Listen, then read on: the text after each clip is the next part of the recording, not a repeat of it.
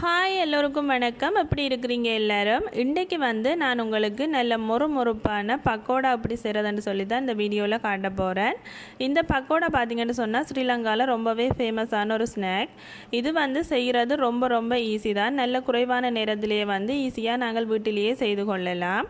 இதை நாங்கள் கொஞ்சம் அதிகமாகவே செய்து வச்சோம்னு சொன்னால் நிறைய நாளைக்கு இதை வச்சு சாப்பிடலாம். இப்போ இந்த பக்கோடா அப்படி செய்கிறதுன்னு சொல்லியும் அதுக்கு என்னென்ன பொருட்கள் தேவைன்னு சொல்லியும் இந்த வீடியோவில் பார்க்கலாம் வாங்கோ. பக்கோடா செய்கிறதுக்கு மிகவும் முக்கியமான ஒரு பொருள் பார்த்திங்கன்னு சொன்னால் இந்த கடலைப்பருப்பு தான். நான் இன்றைக்கு 2 கப் கடலைப்பருப்பு எடுத்து 2 மணித்தியால் ஊற வச்சு எடுத்து வச்சுருக்கிறேன். இப்போ இந்த கடலைப்பருப்பை நான் ஒரு 2 தரம் நல்ல தண்ணியில் கழுவிட்டு தண்ணியை வடிய வச்சுருக்கிறேன். பக்கோடா செய்ய கடலைப்பருப்பில் தண்ணி எதுவுமே இருக்கக்கூடாது. அதால் தண்ணியை ஃபுல்லாக வடித்து எடுத்துக்கொள்ளுங்க. இப்போ பார்த்தீங்களன்னு சொன்னால் கடலைப்பருப்பில் இருக்கிற தண்ணியெல்லாம் வடிஞ்சிட்டது. இங்கே நான் ஒரு பூண்டு உள்ளி எடுத்து உரித்து வச்சுருக்கிறேன். 1-2 உள்ளியை கொஞ்சம் தோலோடையே போட்டிருக்கிறேன். கொஞ்சம் தோலோடு போட்டிங்களன்னு சொன்னால் நல்ல வாசமாகவும் நல்ல டேஸ்ட்டாகவும் இருக்கும். உங்களுக்கு விருப்பம் இல்லைன்னு சொன்னால் நீங்கள் தோலை ஃபுல்லாக உரிச்சிட்டும் போட்டுக்கொள்ளலாம், உங்களோட விருப்பம்தான். இப்போ பார்த்தீங்கன்னு சொன்னால் கடலைப்பருப்பை மிக்சியில் போட்டு அரைச்சி எடுத்துக்கொள்ள போகிறேன். அதுக்கு ஒரு மிக்சி ஜார் எடுத்துகிட்டு கொஞ்சம் கடலைப்பருப்பை போட்டுட்டு நான் ஏற்கனவே உரித்து வச்சுருக்கிற உள்ளிலையும் கொஞ்சத்தை போட்டு இதை இப்போ அரைச்சி எடுக்க போகிறேன். இப்போ பார்த்தீங்கன்னு சொன்னால் நான் அரைச்சி எடுத்துட்டேன். இந்த மாதிரி அரைச்சி எடுத்துக்கொள்ள வேணும். ஒரு 80% அரைப்பட்டால் காணும். 1-2 கடலைப்பருப்பு முழுசாக இருந்தாலும் பிரச்சனை இல்லை. இந்த மாதிரி அரைச்சி எடுத்துக்கொள்ளுங்க. கடலைப்பருப்பை அரைக்க கொஞ்சம் கூட தண்ணி விடக்கூடாது. தண்ணி விடாமல் தான் நல்ல திக்கான பேஸ்ட்டாக அரைச்சி எடுத்துக்கொள்ளணும். அப்போ நான் பக்கோடா நல்ல மொறுமொறுப்பாக வரும். இப்போ நான் மிச்சம் இருக்கிற கடலைப்பருப்பையும் இதே போல் அரைச்சிட்டு உங்களுக்கு காட்டுறேன். இப்போ பார்த்தீங்களன்னு சொன்னால் நான் எல்லா கடலைப்பருப்பையும் இந்த மாதிரி அரைச்சி எடுத்துட்டேன்.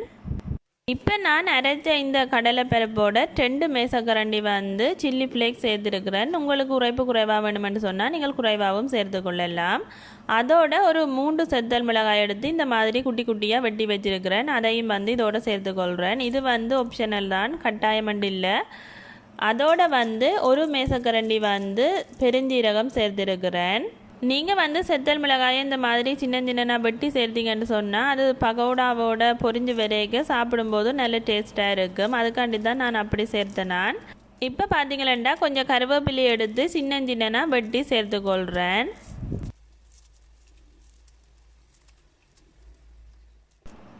இப்போ நான் இதுக்கு தேவையான அளவு உப்பு போட்டுட்டு எல்லாத்தையும் நல்ல வடிவாக கலந்து கொள்ள போகிறேன். இந்த பக்கோடாவுக்கு பார்த்தீங்களன்னு சொன்னால் உப்பும் உரைப்பும் கொஞ்சம் அதிகமாக இருந்தால் தான் நல்ல டேஸ்ட்டாக இருக்கும் சாப்பிடக்க. அதால் ரெண்டையும் கொஞ்சம் அதிகமாக சேர்த்திங்களன்னு சொன்னால் ரொம்பவே நல்லா. இந்த மாதிரி எல்லாத்தையும் நல்ல வடிவாக கலந்ததுக்கு பிறகு நான் ஒரு மேசக்கரண்டி அளவுக்கு வெள்ளமாக சேர்த்துருக்கிறேன். இது சாதாரணமாக நாங்கள் புட்டு அவிக்கிறதுக்கு பயன்படுத்துகிற மாதிரி தான், நான் அவிக்காத பச்சைமா. இப்போ எல்லாத்தையும் கையால் நல்ல வடிவாக பிசைஞ்சு கொள்ள போகிறேன். கையால் பிசைஞ்சோம்னு சொன்னால் தான் எல்லாமே ஒன்று சேர்ந்து நல்லா கலந்து வரும். அதால் கையாலேயே நல்ல வடிவாக பிசைஞ்சு கொள்ளுங்க. இந்த மாதிரி நல்ல வடிவாக பிசைஞ்சு வச்சுக்கொள்ளுங்க. இப்போ நாங்கள் பகோடா சுடுறதுக்கு ஸ்டார்ட் பண்ணலாம். பகோடா சுடுறதுக்கு எண்ணெய் நல்ல மிதமான சூட்டில் இருக்க வேணும். ஆகலும் நல்ல ஓவராக ஹீட் ஆகக்கூடாது. இப்போ கொஞ்சமாக கையில் இந்த மாதிரி மாவு எடுத்துட்டு இந்த மாதிரி கையால் கொஞ்சம் கொஞ்சமாக பிச்சு எண்ணெயில் போட்டுக்கொள்ளுங்க. பகோடா பார்த்தீங்கன்னு சொன்னால் ஒரு ஷேப் இல்லாமல் தான் இருக்கும். கொஞ்சம் கரடு முரடாக இருக்கிற மாதிரி தான் இருக்கும். அதே மாதிரியே போட்டுக்கொள்ளுங்க. நீங்கள் ஷேப்பாக பிடிச்சி போடணுமெண்டு போட்டிங்கன்னு சொன்னால் அது மொறுமொறுப்பாக வராது. இந்த மாதிரி பிச்சு பிச்சு போட்டிங்கன்னு சொன்னால் தான் நல்ல மொறுமொரண்டு வரும். பகோடா போடைக்குள்ளே நல்ல சின்ன சின்னனா போட்டுக்கொள்ளுங்க. அப்போ தான் நல்ல மொறுமொறுப்பாக வரும். இல்லைன்னு சொன்னால் உள்ளுக்குள்ளே சாஃப்டாக இருக்கும், வெளியால் மொறுமொறுப்பாக இருக்கிற மாதிரி இருக்கும். அதால் நல்ல சின்ன சின்னனா போட்டிங்களன்னு சொன்னால் நல்ல மொறுமொறுப்பாக வரும்.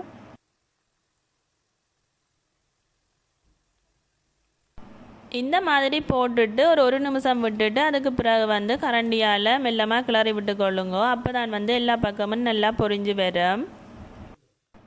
அடுப்பை நல்லா குறைச்சி வச்சுக்கொள்ளுங்க. அப்போ தான் நல்ல கிறிஸ்பியாக பொரிஞ்சு வரும். இல்லைன்னு சொன்னால் வெளியால் சீக்கிரமாகவே கருகிடும், உள்ளுக்குள்ளே பொரியாத மாதிரி இருக்கும். இப்போ பார்த்தீங்களன்னு சொன்னால் ஓரளவுக்கு பொரிஞ்சு வந்துடுது. இன்னும் ஒரு நிமிஷம் விட்டோம்னு சொன்னால் நல்லா பொரிஞ்சு வந்துடும். இப்போ பார்த்தீங்கன்னு சொன்னால் பக்கோடா நல்லா பொரிஞ்சு வந்துடுது. இது பொரிகிறதுக்கு குறைஞ்சது 7லேருந்து 8 நிமிஷமாவது எடுக்கும். அடுப்பை வந்து நல்ல குறைவான தீயில வச்சு பொரிச்சு எடுத்தீங்கன்னு சொன்னால் தான் நல்ல முறுமுறுப்பான பக்கோடா கிடைக்கும்.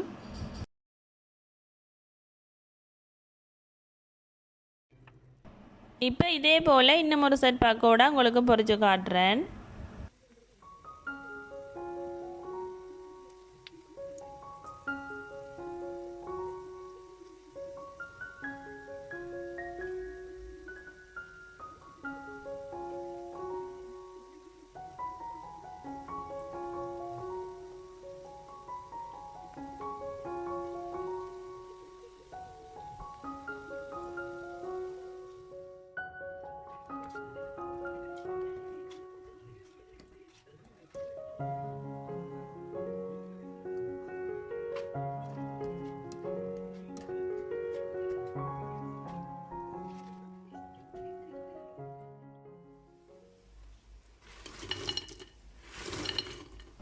இப்போ பார்த்தீங்கன்னு சொன்னால் நாங்கள் கடையில் வாங்குகிற மாதிரியே நல்ல முறுமுறுப்பான பக்கோடா வீட்டிலேயே ரெடி ஆயிட்டுது.